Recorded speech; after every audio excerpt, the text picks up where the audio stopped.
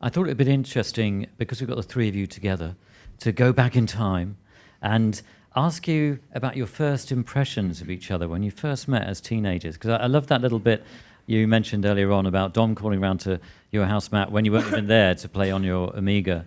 And I just wondered if you had, because obviously you've spent so much time together over the years, can you recall when you actually first met each other? I'm interested in Chris being in the year below, thinking, who are these two guys?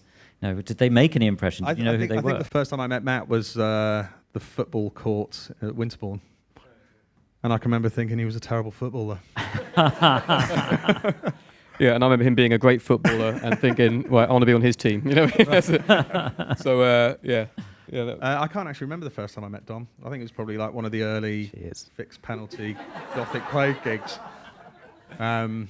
Because you were in different bands. I remember he had like funny blonde hair, you know, funny long blonde hair. He looked very pretty. Not anymore. Still. I think we're all probably quite different. We're all quite different people, you know, quite different kids in some ways. You know, we had the common interest of music eventually, but, you know, like Chris was very into sports. I certainly wasn't. You were kind of in the middle somewhere. I was interested in sports, but I was crap at it, basically. So that's what I was like. I realised music was my way forward, yeah.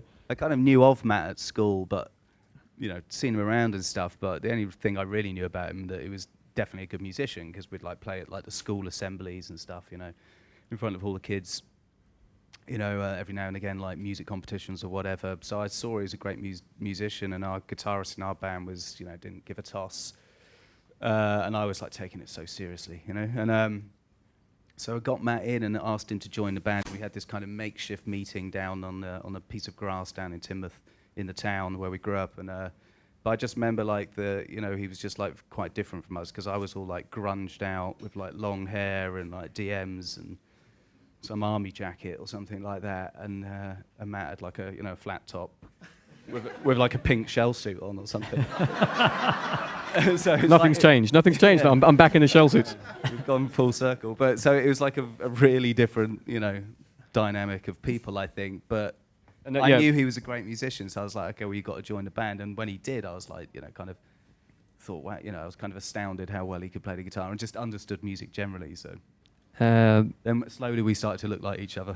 my first impression with Dom would like, I didn't know anything about grunge, you know, any of that kind of music when I was 13 or something, and it looked like a group of homeless people, basically. Like, it was like Dom and his mates, they really did, like, they would wear these second-hand clothes on purpose, you know, like weird, like broken up, what they called DMs or something, or is that Dr. Martens? But deliberately like knackered ones, you know, that they found in some army surplus shop or something. And for some reason, I thought that was cool and wanted to hang out with them. So yeah, that was it. And then, so you were in a band. You were in Fixed Penalty, and Chris, were you suggesting that you used to go and watch Fixed Penalty play? No, we used to do gigs together, because the drummer in my band was brothers with the singer in their band, and we used to hang out at their house quite a lot anyway. So we were kind of all well aware of each other well before, you know, Muse started, and we did all these gigs, like kind of gigs at the school, and, you know, there was like a youth centre there, so there was about 4 or 5 school bands. So yeah, we kind of knew each other relatively well, but it wasn't really until, you know, we started rehearsing together as a band that, you know, friendship developed properly, you know. And then they asked you to take up the bass. Yeah, I was a drummer, and I kind of played a bit of guitar, and I think, you know, they wanted a bass player who could do backing vocals. So they pulled me aside. I think I was coming out of my classroom at school. I think Matt's words to me were, "You do realise your band's going nowhere. Why don't you come and join us?" And I think I said, "Yeah, you're probably right. Let's do it." Wow. An offer you couldn't refuse. Yeah. Radio X.